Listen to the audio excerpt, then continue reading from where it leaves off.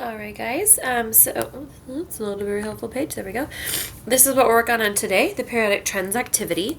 I've changed this a lot this year, so please pay attention. Of course, hopefully this will help guide you more. A lot of people were not getting the message that I wanted them to get from this, so I've changed this a lot. So there's a little blurb here. Feel free to read that, the definitions and things like that, to give you a little perspective. And then you're going to click on this specific periodic table, which is right here, and it's going to open you to density. We're not looking at density, so please make sure that you click where you need to go when you need to go there. We're going to be looking at atomic radius, electronegativity, and first ionization energy. Don't be thrown off again. This is a British periodic table. That is an S in British, and a Z in American, so just don't let that throw you off. So the first one we're going to be looking at is atomic radius here. And what we're doing first is just copying down some data, so this should not be hard. You're going to look at silicon, phosphorus, sulfur, and chlorine, and you're going to get their data for atomic radius, electronegativity, and first ionization energy, because those are elements that go across the period. So how do you do that? Well, we clicked on atomic radius, and then go back here. We need silicon, phosphorus, sulfur. So here is silicon. And if you hover over it, don't click on it, but hover over it. If you look over here, I'll point to where to look, but in this box here, this is where you're going to look. When I hover over silicon, it tells me the atomic radius is 2.10 angstroms, 2.10 A. That's what I'm going to copy down. For phosphorus, I'm going to copy that down. For sulfur, I'm going to copy that down. For chlorine, I'm going to copy that down. I'm just copying the numbers, because once you have those numbers, you're going to be able to see some trends, okay? So you're going to do that for atomic radius, and then you're going to do that again for electronegativity, same elements, and then also for first ionization energy, same elements, Okay, so copying those down in that first data table. You're going to do the same thing in the second data table, but now we're looking down a group. So we're going to be looking at lithium, sodium, potassium, and rubidium.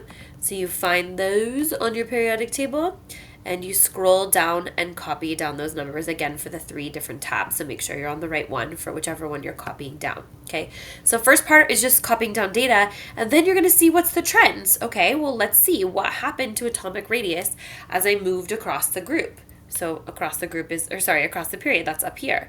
What happened to atomic radius as I moved down a group? I'm going to use this data and say, like, okay, well, this is kind of the trend that happens. So once you've done that, then you're going to, based on this trend that you just established, does it increase? Does it decrease? Is it all over the place? Does it stay the same exactly? What do you think happens? You're going to use that data, and you're going to fill in the missing data here. Okay, so this is very different from how I've done this in other classes. This is what I want to see. I've given you data here, okay? I've given you silicon, phosphorus.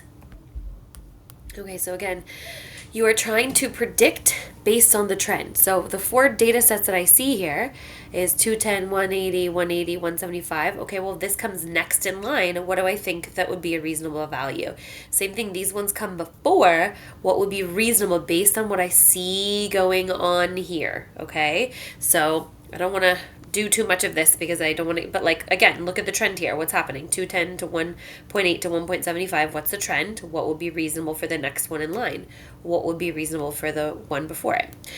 I want to see reasonable trends. Then go check your answers, okay? Don't do it the other way around. Don't do, oh, I'm going to fill in all the data, I'm going to look at whatever it is, blah, blah, blah, and then do it, because it's kind of defeating the purpose. I want you to be able to use the trend you see. I don't care about specific answers. I'm never going to have you memorize that.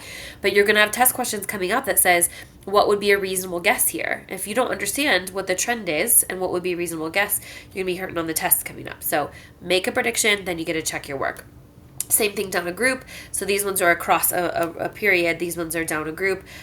Based on what I see here, what would be reasonable here and what would be reasonable here, okay?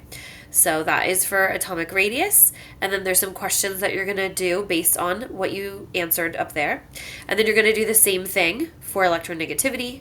And you're going to do the same thing for ionization energy. So you're repeating the same process of making a guess based on the trend that you see here, okay?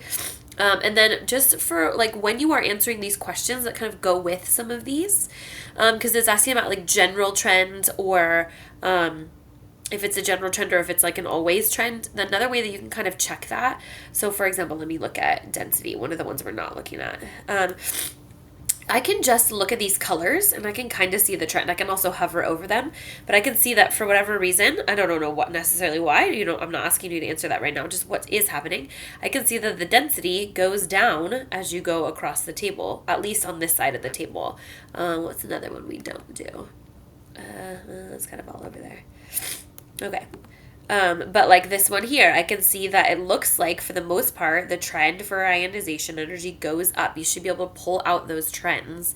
And that's a kind of a shortened way to do it. If you want to go back because you're not sure, like, is it always that case? Is it a general trend? Is it, what's going on here? You can always come back here and kind of hover and see what's going on there, see the color change. And then, okay, so that described all of those. Then you also have a graphical or a diagram representation. And this is just plotting the atomic numbers. So this is number 1, hydrogen, number 2, helium, number 3, sodium, etc. And what do you see going on in the trend here? So be careful because technically this is like 1 and 2 is period 1. And then this starts over period 2, period 3, etc. So just be careful when you're looking at that image. That can be a little bit tricky for people. So feel free to ask questions. But these are kind of some thought questions based on some of the images. Okay, so that's it for this activity. If you have any questions, let me know.